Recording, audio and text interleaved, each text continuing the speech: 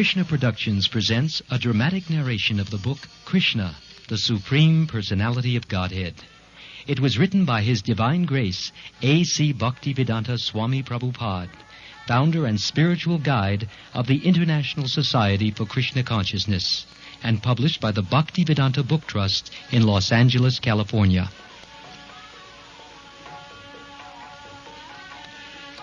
Since time immemorial, yogis, sages, and mystics have forsaken the pleasures of the ordinary world and gone to secluded places to meditate, eager to attain even a momentary vision of the Supreme Lord, Sri Krishna. About 5,000 years ago, Lord Krishna descended from the transcendental world to reveal on earth His eternal spiritual activities or pastimes. The great sage Srila Krishna Dvaipayan Vyasadeva carefully recorded those pastimes in Sanskrit in the ancient Vedic scripture, the Srimad Bhagavatam, which means the beautiful story of the personality of Godhead. This Krishna book is a summary study of the 10th canto or section of the Bhagavatam. It is considered the most confidential of all the 12 cantos it contains, because the 10th canto describes many divine pastimes of Sri Krishna. These stories are so fascinating and relishable that they automatically lure the listener from the mundane and commonplace and beckon us to participate in a miraculous journey to the transcendental realm, beyond time and space, where everyone and everything lives in the light of Krishna, the ultimate object of knowledge and the supreme goal of life.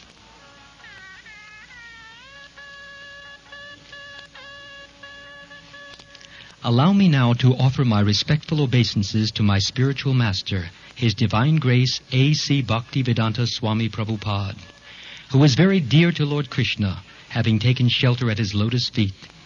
He is kindly preaching the message of Lord Chaitanya Mahaprabhu and delivering the whole world, which is filled with impersonalism and voidism. Taking refuge at his lotus feet, thanking him for this rare privilege of serving His Divine Grace, the devotees of God everywhere, and the Supreme Lord Himself, and begging Him for His priceless blessings, I, Amala Bhaktadas, begin the narration of Krishna, the Supreme Personality of Godhead.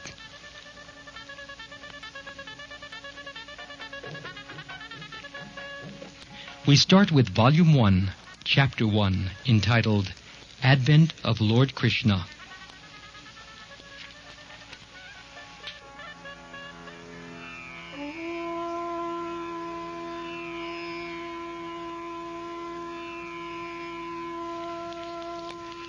Once the world was overburdened by the unnecessary defense force of different kings, who were actually demons, but were posing themselves as the royal order. At that time, the whole world became perturbed, and the predominating deity of this earth, known as Bhumi, went to see Lord Brahma to tell of her calamities due to the demoniac kings. Bhumi assumed the shape of a cow and presented herself before Lord Brahma with tears in her eyes. She was bereaved and was weeping, just to invoke the Lord's compassion. She related the calamitous position of the earth, and after hearing this, Lord Brahma became much aggrieved, and he at once started for the ocean of milk, where Lord Vishnu resides. Lord Brahma was accompanied by all the demigods, headed by Lord Shiva, and Bhumi also followed. Arriving on the shore of the milk ocean, Lord Brahma began to pacify Lord Vishnu, who formerly saved the earthly planet by assuming the transcendental form of a boar.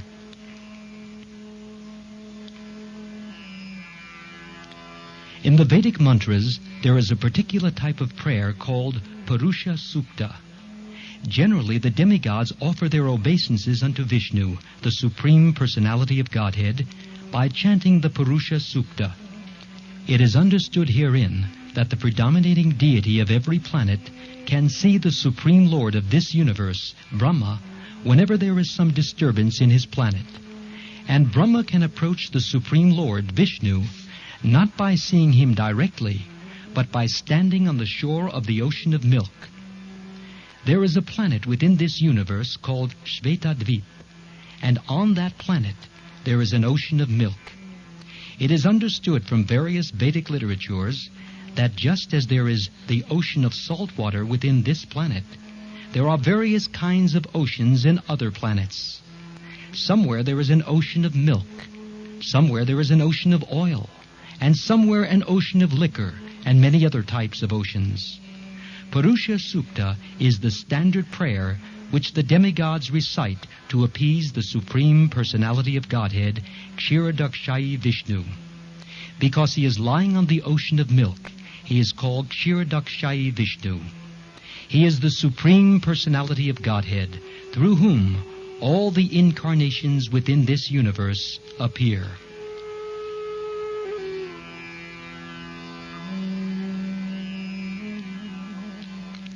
After all the demigods offered the Purusha Sukta prayer to the Supreme Personality of Godhead, they apparently heard no response. Then Lord Brahma personally sat in meditation, and there was a message transmission from Lord Vishnu to Brahma. Brahma then broadcast the message to the demigods. That is the system of receiving Vedic knowledge. The Vedic knowledge is received first by Brahma from the Supreme Personality of Godhead through the medium of the heart. As stated in the beginning of Srimad Bhagavatam, Tene Brahma Hirda, the transcendental knowledge of the Vedas was transmitted to Lord Brahma through the heart. Here also, in the same way, only Brahma could understand the message transmitted by Lord Vishnu, and he broadcast it to the demigods for their immediate action. The message was, the Supreme Personality of Godhead will appear on the earth very soon, along with his supreme powerful potencies. And as long as he remains on the earth planet to execute his mission of annihilating the demons and establishing the devotees, the demigods should also remain there to assist him. They should all immediately take birth in the family of the Yadu dynasty, wherein the Lord will also appear in due course of time.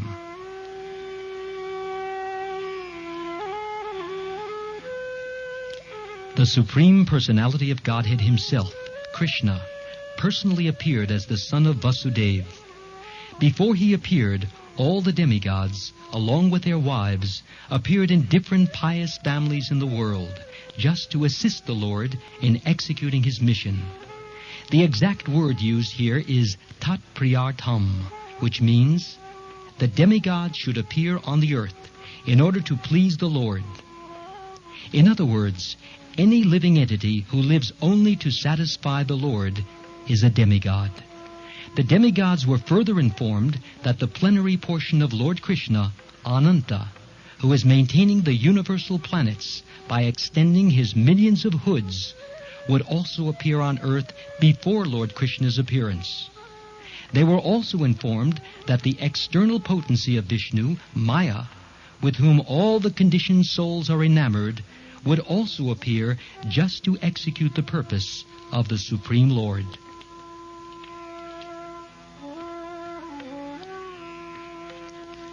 After instructing and pacifying all the demigods, as well as Bhumi, with sweet words, Lord Brahma, the father of all the Prajapatis or progenitors of universal population, departed for his own abode, the highest material planet called Brahmaloka. The leader of the Yadu dynasty, King Shurasen, was ruling over the country known as Mathura, the district of Mathura, as well as the district known as Shurasen. On account of the rule of King Shurasen, Mathura became the capital city of all the kings of the Yadus. Mathura was also made the capital of the kings of the Yadu dynasty, because the Yadus were a very pious family, and knew that Mathura is the place where Lord Sri Krishna lives eternally, just as he also lives in Dwarka. Once upon a time, Vasudeva, the son of Shurasen, just after marrying Devaki, was going home on his chariot with his newly wedded wife. The father of Devaki, known as Devak, had contributed a sufficient dowry because he was very affectionate toward his daughter. He had contributed hundreds of chariots, completely decorated with gold equipment. At that time, Kamsa, the son of Ugrasen, in order to please his sister, Devaki, had voluntarily taken the reins of the horses of Vasudev's chariot and was driving. According to the custom of the Vedic civilization, when a girl is married, the brother takes the sister and brother-in-law to their home. Because the newly married girl may feel too much separation from her father's family, the brother goes with her until she reaches her father-in-law's house.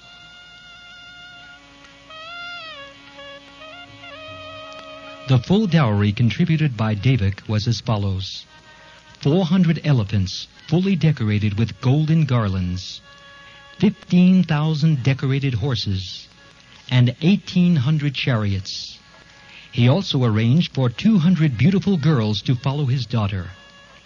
The Kshatriya system of marriage, still current in India, dictates that when a Kshatriya or warrior is married, a few dozen of the bride's young girlfriends, in addition to the bride, go to the house of the king.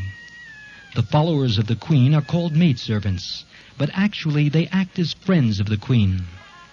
This practice is prevalent from time immemorial, traceable at least to the time before the advent of Lord Krishna 5,000 years ago. So Vasudev brought home another 200 beautiful girls along with his wife. While the bride and bridegroom were passing along on the chariot, there were different kinds of musical instruments playing to indicate the auspicious moment. There were conch shells, bugles, drums, and kettle drums. Combined together, they were vibrating a nice concert. The procession was passing very pleasingly, and Kamsa was driving the chariot, when suddenly there was a miraculous sound vibrated from the sky, which especially announced to Kamsa, "Kamsa, you are such a fool. You are driving the chariot of your sister and your brother-in-law. But you do not know that the 8th child of this sister will kill you." Kamsa was the son of Ugrasen of the Bhoj dynasty. It is said that Kamsa was the most demoniac of all the Bhoj dynasty kings. Immediately after hearing the prophecy from the sky, he caught hold of Devaki's hair and was just about to kill her with his sword. Vasudev was astonished at Kamsa's behavior, and in order to pacify the cruel, shameless brother-in-law, he began to speak as follows, with great reason and evidence. He said, "My dear brother-in-law Kamsa, you are the most famous king of the Bhoj dynasty, and people know that you are the greatest warrior and a valiant king. How is it that you are so infuriated that you are prepared to kill a woman who is your own sister at this auspicious time of her marriage? Why should you be so much afraid of death? Death is already born along with your birth. From the very day you took your birth, you began to die. Suppose you are 25 years old. That means you have already died 25 years. Every moment, every second you are dying. Why then should you be so much afraid of death? Final death is inevitable. You may die either today or in 100 years. You cannot avoid death. Why should you be so much afraid? Actually, death means annihilation of the present body. As soon as the present body stops functioning and mixes with the 5 elements of material nature, the living entity within the body accepts another body according to his present action and reaction. It is just as when a man walks on the street. He puts forward his foot, and when he is confident that his foot is situated on sound ground, he lifts the other foot. In this way, one after another, the bodies change and the soul transmigrates. See how the plant worms change from one twig to another so carefully. Similarly, the living entity changes his body as soon as the higher authorities decide on his next body. As soon as a living entity is conditioned within this material world, he must take material bodies, one after another. His next particular body is offered by the laws of nature according to the actions and reactions of this life.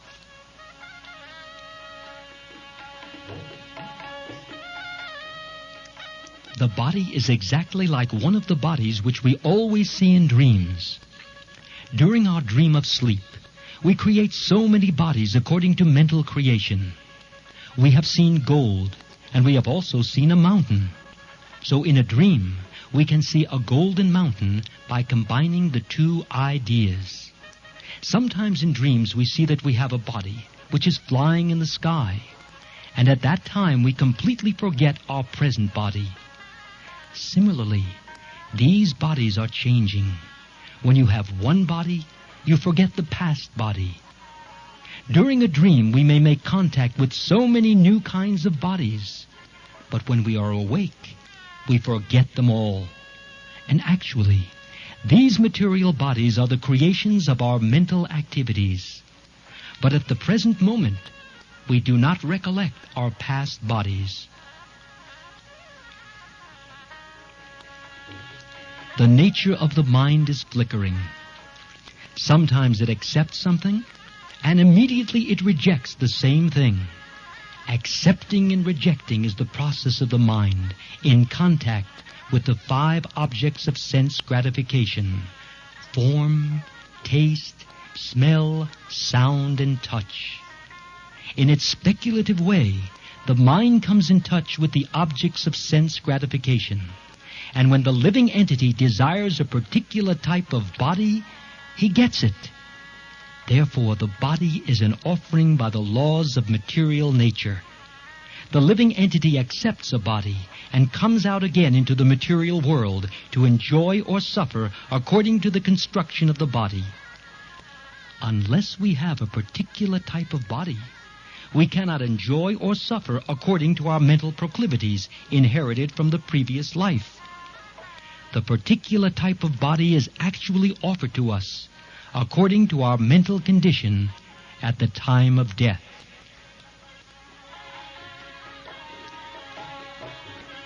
The luminous planets like the sun, moon, or stars reflect themselves in different types of reservoirs like water, oil, or ghee. The reflection moves according to the movement of the reservoir. The reflection of the moon is on the water, and the moving water makes the moon also appear to be moving. But actually, the moon is not moving. Similarly, by mental concoction, the living entity attains different kinds of bodies, although actually he has no connection with such bodies. But on account of illusion, being enchanted by the influence of Maya, the living entity thinks that he belongs to a particular type of body. That is the way of conditioned life. Suppose a living entity is now in a human form of body. He thinks that he belongs to the human community or to a particular country or particular place. He identifies himself in that way and unnecessarily prepares for another body, which is not required by him. Such desires and mental concoctions are the cause of different types of body. The covering influence of material nature is so strong that the living entity is satisfied in whatever body he gets, and he identifies with that body with great pleasure. Therefore, I beg to request you not to be overwhelmed by the dictation of your mind and body.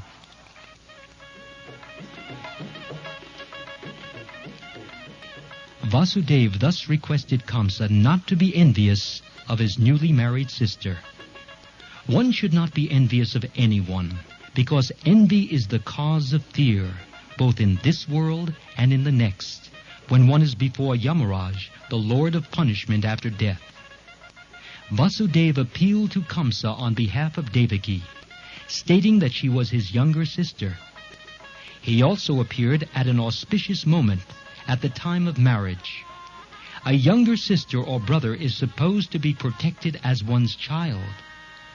The position is overall so delicate, Vasudeva reasoned, that if you kill her, it will go against your high reputation.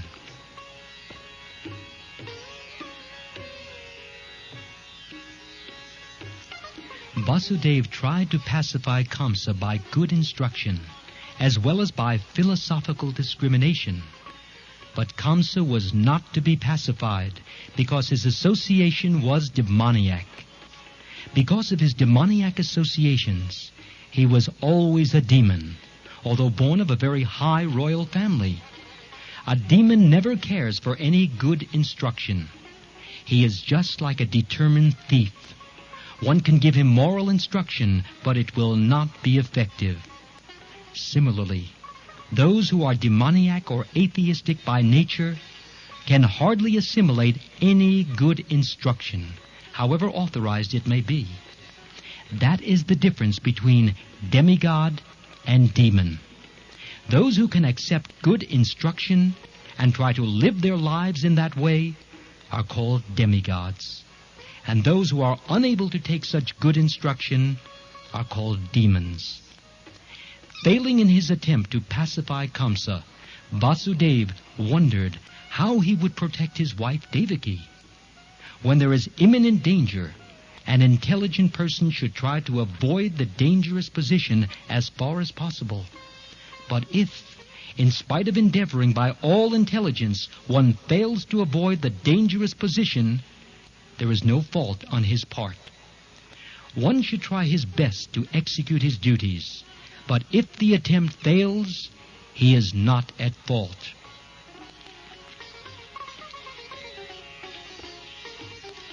Vasudeva thought of his wife as follows. For the present, let me save the life of Devaki. Then, later on, if there are children, I shall see how to save them.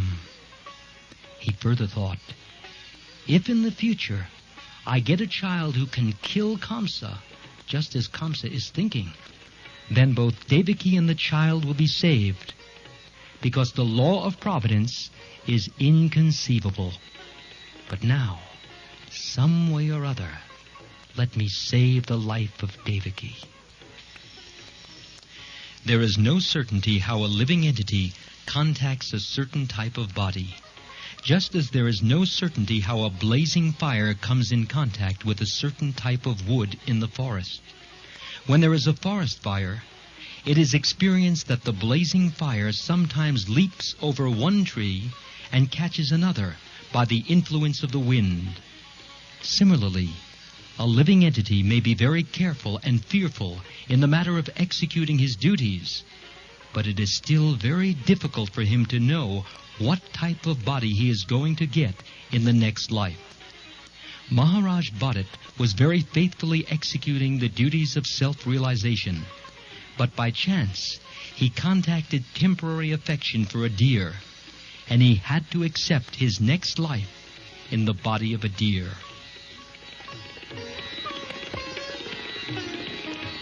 Vasudeva, after deliberating on how to save his wife, began to speak to Kamsa with great respect, although Kamsa was the most sinful man. Sometimes it happens that a most virtuous person like Vasudeva has to flatter a person like Kamsa, a most vicious person. That is the way of all diplomatic transactions. Although Vasudeva was deeply aggrieved, he presented himself outwardly as cheerful. He addressed the shameless Kamsa in that way because he was so atrocious. Vasudeva then said to Kamsa, "My dear brother-in-law, please consider that you have no danger from your sister. You are awaiting some danger because you have heard a prophetic voice in the sky. But the danger is to come from the sons of your sister, who are not present now. And who knows? There may or may not be sons in the future. Considering all this, you are safe for the present, nor is there cause of fear from your sister. If there are any sons born of her, I promise that I shall present all of them to you for necessary action." Kamsa knew the value of Vasudeva's word of honor, and he was convinced by his argument. For the time being, he desisted from the heinous killing of his sister. Thus Vasudeva was pleased and praised the decision of Kamsa. In this way, he returned to his home. After due course of time, Vasudeva and Devaki gave birth to 8 male children, as well as 1 daughter. When the first son was born, Vasudeva kept his word of honor and immediately brought the child before Kamsa. It is said that Vasudeva was very much elevated and famous for his word of honor, and he wanted to maintain this fame. Although it was very painful for Vasudeva to hand over the newly born child, Kamsa was very glad to receive him. But he became a little compassionate with the behavior of Vasudeva. This event is very exemplary. For a great soul like Vasudeva, there is nothing considered to be painful in the course of discharging one's duty. A learned person like Vasudeva carries out his duties without hesitation. On the other hand, a demon like Kamsa never hesitates in committing any abominable action. It is said, therefore, that a saintly person can tolerate all kinds of miserable conditions of life. A learned man can discharge his duties without awaiting favorable circumstances. A heinous person like Kamsa can act in any sinful way, and a devotee can sacrifice everything to satisfy the Supreme Personality of Godhead. Kamsa became satisfied by the action of Vasudeva. He was surprised to see Vasudeva keeping his promise, and being compassionate upon him and pleased, he began to speak as follows. My dear Vasudeva, you need not present this child to me. I am not in danger from this child. I have heard that the 8th child born of you and Devaki will kill me. Why should I accept this child unnecessarily? You can take him back. When Vasudeva was returning home with his firstborn child, although he was pleased by the behavior of Kamsa, he could not believe in him because he knew that Kamsa was uncontrolled. An atheistic person cannot be firm in his word of honor. One who cannot control the senses cannot be steady in his determination. The great politician Chanakya Pandit said, "Never put your trust in a diplomat or in a woman." Those who are addicted to unrestricted sense gratification can never be truthful, nor can they be trusted with any faith. At that time, the great sage Narad came to Kamsa. He was informed of Kamsa's becoming compassionate to Vasudeva and returning his firstborn child. Narad was very anxious to accelerate the descent of Lord Krishna as soon as possible. He therefore informed Kamsa that personalities like Nanda Maharaj and all the cowherd men and girls and the wives of the cowherd men in Vrindavan, and on the other side, Vasudeva, his father Shurasen, and all his relatives born in the family of Vrishni of the Yadu dynasty, were preparing for the appearance of the Lord. Narad warned Kamsa to be careful of the friends and well-wishers and all the demigods taking birth in those families. Kamsa and his friends and advisors were all demons. Demons are always afraid of demigods. After being thus informed by Narad about the appearance of the demigods in different families, Kamsa at once became alert. He understood that since the demigods had already appeared, Lord Vishnu must be coming soon. So he at once arrested both his brother-in-law Vasudeva and Devaki and put them behind prison bars. Within the prison, shackled in iron chains, Vasudeva and Devaki gave birth to a male child year after year, and Kamsa, thinking each of the babies to be the incarnation of Vishnu, killed them one after another.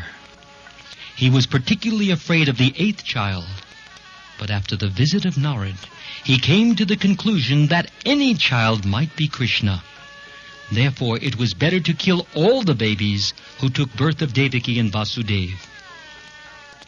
This action of Kamsa is not very difficult to understand. There are many instances in the history of the world of persons in the royal order who have killed father, brother, or a whole family and friends for the satisfaction of their ambitions. There is nothing astonishing about this, for the demoniac can kill anyone for their nefarious ambitions. Kamsa was made aware of his previous birth by the grace of Narad. He learned that in his previous birth he was a demon of the name Kalanemi, and that he was killed by Vishnu. Having taken his birth in the Boj family, he decided to become the deadly enemy of the Yadu dynasty. Krishna was going to take birth in that family, and Kamsa was very much afraid that he would be killed by Krishna, just as he was killed in his last birth. He first of all imprisoned his father, Ugrasen, because he was the chief king among the Yadu, Boj, and Andak dynasties. And he also occupied the kingdom of Shurasen, Vasudev's father. He declared himself the king of all such places. Thus ends the Bhaktivedanta purport of the first chapter of Krishna, Advent of Lord Krishna.